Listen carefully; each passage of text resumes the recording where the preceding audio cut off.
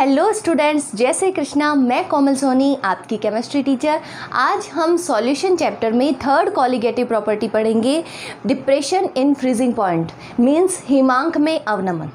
पहले हम देखते हैं कि हिमांक यानी कि फ्रीजिंग पॉइंट का मतलब क्या होता है।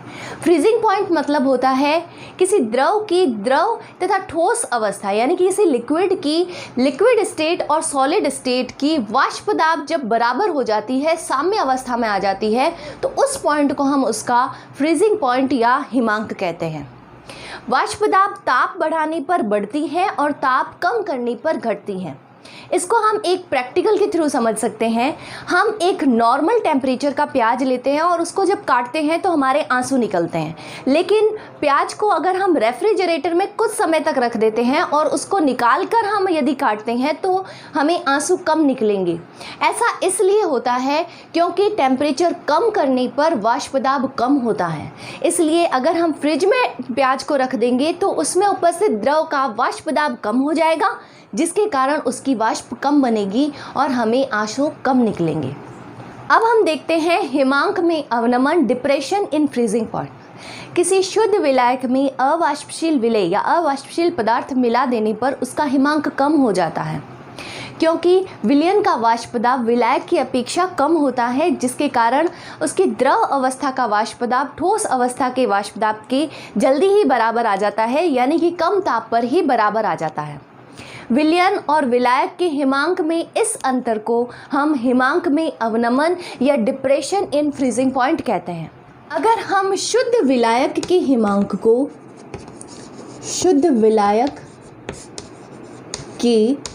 हिमांक को दर्शाएं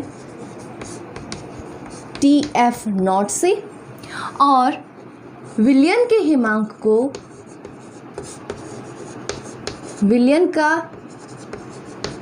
को यदि हम दर्शाएं TF से, तो डेल्टा TF यानी कि इन दोनों का जो अंतर होगा उसे हम कहेंगे डिप्रेशन इन फ्रीजिंग पॉइंट। इसे हम यदि डेल्टा TF से दर्शाएं तो यहाँ पर हो जाएगा TF नॉट माइनस TF, क्योंकि शुद्ध विलायक का हिमांक जो है वो विलयन के हिमांक से अधिक होता है और इन दोनों के अंतर को कहा जाता है डिप्रेशन इन फ्रीजिंग पॉइंट। इसको हम एक आरेख के थ्रू समझते हैं। आरेख है ताप यानी कि टेम्परेचर और वेपर प्रेशर यानी वाष्प दाब के बीच में।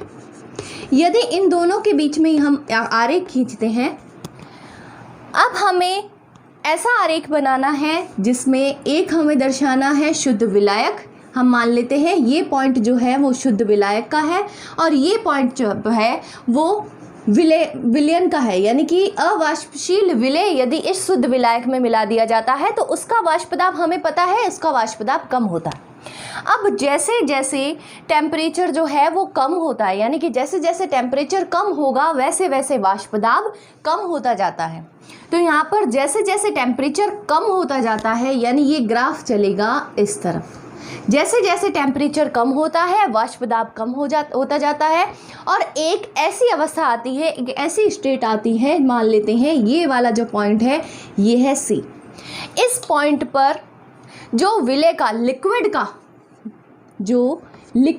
ये लिक्विड स्टेट में था, यहाँ पर आकर ये सॉलिड और लिक्विड के इक्विलिब्रियम में आ जाता है, यानी कि जमना शुरू हो जाता है।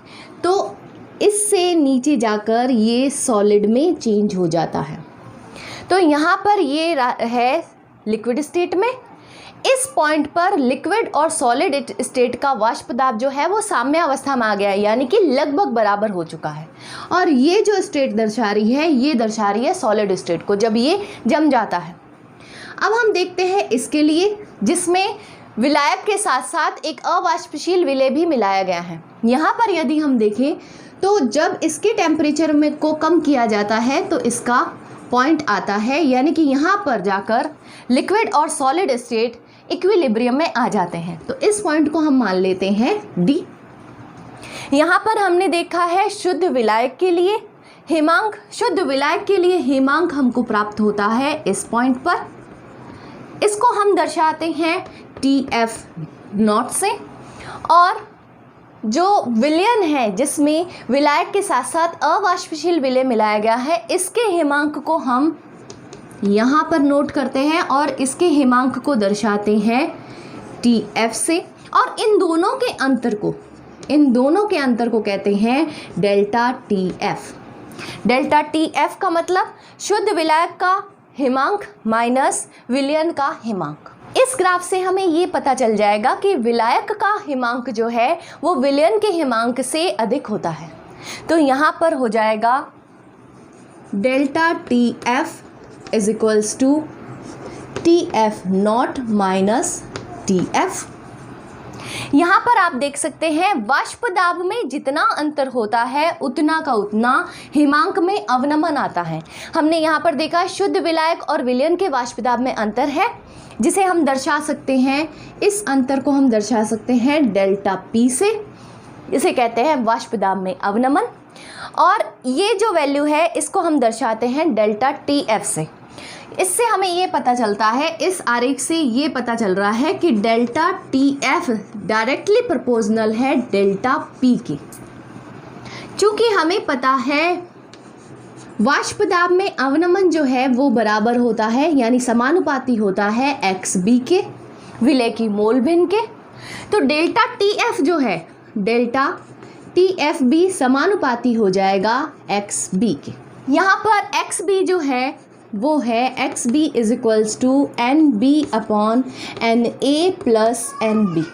तनु विलयनों के लिए, डाइल्यूट सॉल्यूशंस के लिए NB जो होता है नेग्लिजिबल होता है, यानी कि NB जो है बहुत ही कम होता है NA की तुलना में। इसलिए हम मान सकते हैं यहाँ पर XB is equals to NB upon NA, या फिर हम इसको मान सकते हैं XB is equals to NB, यहीं पर रहेगा, NA की जगह पर हो जाएगा WA अपॉन MA। तो XB इज इक्वल्स टू हो जाएगा NB अपॉन WA, यहाँ पर इंटू में MA अपॉन में है, यहाँ जाकर इंटू में हो जाएगा, तो ये हो जाएगा MA। अब इस XB की वैल्यू अगर हम इसमें रखते हैं, पहले यहाँ पर डेल्टा TF जो समानुपाती है इसको अगर हम इज इक्वल्स टू में लिखेंगे तो यहाँ पर एक स्थिरांक आएगा। हमने मान लिया एक K स्थिरांक आ गया है, उसके आगे आ गया है डॉट XB। इसको मैं एक समीकरण लगा देती हूँ, मान लिया ये समीकरण है फर्स्ट। अब इस फर्स्ट समीकरण में यदि XB का मान रख दिया जाए तो यहाँ पर वैल्यू हो जाएगी delta TF is equals to K dot MA, इसके पास MA लिख देते हैं, इंटू NB अपॉन WA। यहाँ पर ये जो दोनों मान हैं ये दोनों स्थिरांक हैं, तो इन दोनों के लिए मैं एक स्थिरांक मान लेती हूँ, यहाँ पर एक स्थिरांक मान लेती हूँ KF। यहाँ पर KF जो है वो है मोलल अवनमन स्थिरांक। यहाँ पर इसकी जो इकाई होती है वो होती है kg मोल इनवर्स। तो ये जो मान है इसकी जगह पर हम लिख देंगे KF, तो यहाँ पर वैल्यू हो जाएगी delta TF is equals to KF dot NB upon WA। यहाँ पर जो NB अपॉन WA है ये दर्शाता है मोलैलिटी को, मोलैलिटी मोललता। Delta TF is equals to KF गुणा M। यहाँ पर स्मॉल m दर्शा रहा है मोलैलिटी को। हमने प्रीवियस क्लास में क्वथनांक में उन्नयन पढ़ा था, उसमें हमने देखा था क्वथनांक में उन्नयन जो है वो डायरेक्टली प्रोपोर्शनल होता है मोलैलिटी को, और उसी तरह से जो हिमांक में अवनमन है वो भी डायरेक्टली प्रोपोर्शनल होता है मोलैलिटी के। तो यहाँ पर यदि हम मोलैलिटी की वैल्यू रख देते हैं, मोलैलिटी की वैल्यू होती है, मोलैलिटी का फॉर्मूला होता है WB into 1000 upon MB into WA। इसका मान इस समीकरण में यदि हम रख देते हैं तो हमें मिलता है delta TF is equals to KF गुणा WB into 1000 upon MB into WA। ये एक समीकरण है। इस समीकरण से हम WB की वैल्यू अगर हमें नहीं दी गई है तो हम WB की वैल्यू निकाल सकते हैं, यानी कि विलेय का भार निकाल सकते हैं। हम MB निकाल सकते हैं, यानी कि विलेय का अणुभार निकाल सकते हैं। विलेय का अणुभार निकालने के लिए सूत्र हो जाएगा MB = KF upon delta TF into WB into 1000 upon WA। इस समीकरण से हम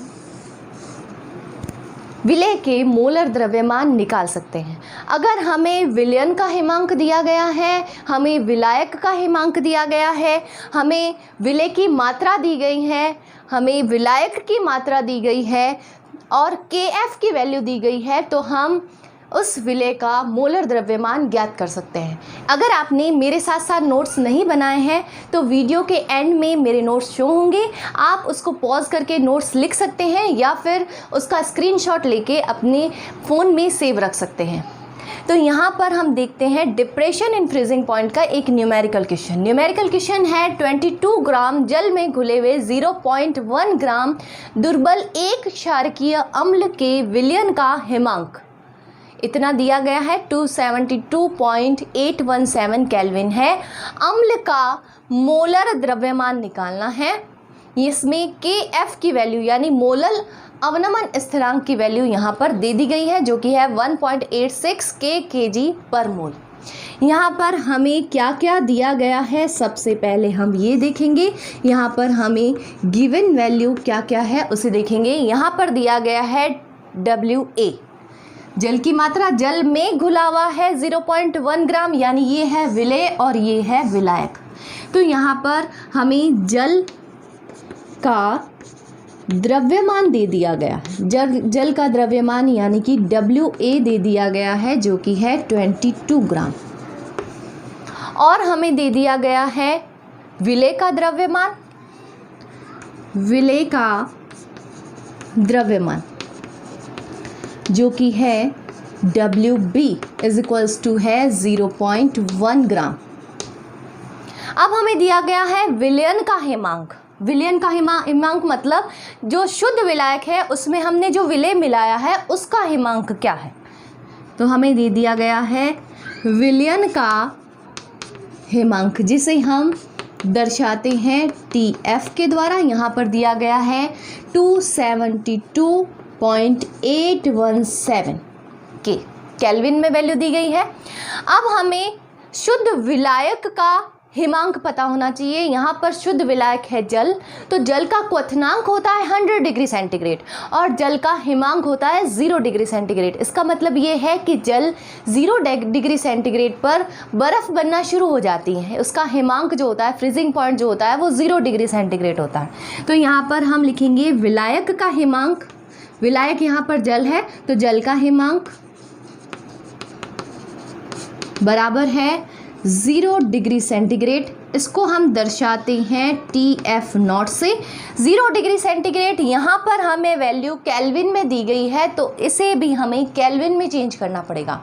मैंने आपको प्रीवियस क्लास में भी बताया था कि अगर हमें डिग्री सेंटीग्रेड को केल्विन में चेंज करना है तो उसको हमें 273 से जोड़ना होगा। 273 अगर इसमें जोड़ देंगे तो हमें इसकी केल्विन वैल्यू मिल जाएगी। अब हमें जल का हिमांक पता चल गया है, विलयन का हिमांक पता चल गया है, विलेय का द्रव्यमान, जल का द्रव्यमान और KF की वैल्यू पता चल गई है। अब हम सूत्र लगाते हैं। यहाँ पर फॉर्मूला लगेगा MB = KF upon delta TF into WB into 1000 upon WA। इस फॉर्मूला में सबके मान रखेंगे। यहाँ पर सबके मान रखते हैं तो MB = KF की वैल्यू हमें यहाँ पर दी गई है 1.86 अपॉन, यहाँ पर डेल्टा TF निकालना है। यहाँ पर हम डेल्टा TF निकालेंगे। डेल्टा TF = होता है TF0 शुद्ध विलायक का हिमांक माइनस TF यानी कि विलयन का हिमांक। यहाँ पर शुद्ध विलायक का हिमांक है 273 माइनस TF यानी कि विलयन का हिमांक यहाँ पर हमको दिया गया है 272.817। यहाँ पर डेल्टा टी एफ की वैल्यू आती है 0.183। तो यहाँ पर हम मान रख देंगे डेल्टा टी एफ का। तो डेल्टा टी एफ का मान है 0.183 इनटू में होगा डब्ल्यू बी। डब्ल्यू बी यहाँ पर हमें दिया गया है 0.1 × 1000 अपॉन डब्ल्यू ए की वैल्यू है 22। तो यहाँ पर हम लिख देते हैं 22। अगर हम यहाँ पर कैलकुलेशन करते हैं तो यहाँ पर 46.2 ग्राम पर मोल आंसर आता है। अब हम कुछ और न्यूमेरिकल क्वेश्चन देखते हैं। ये क्वेश्चंस आपको होमवर्क के तौर पर करने हैं। सेकंड क्वेश्चन है 45 ग्राम एथिलीन ग्लाइकोल। यहाँ पर इसका फॉर्मूला दे दिया गया है, हम इसका अणु भार निकाल सकते हैं। को 600 ग्राम जल में मिलाया गया। विलयन के हिमांक में अवनमन यानी कि हमको निकालना है डेल्टा टी एफ और हिमांक की गणना कीजिए, यानी कि विलयन का हिमांक निकालना और हिमांक में अवनमन निकालना है। इसमें हमें क्या क्या दिया गया है वो देखते हैं।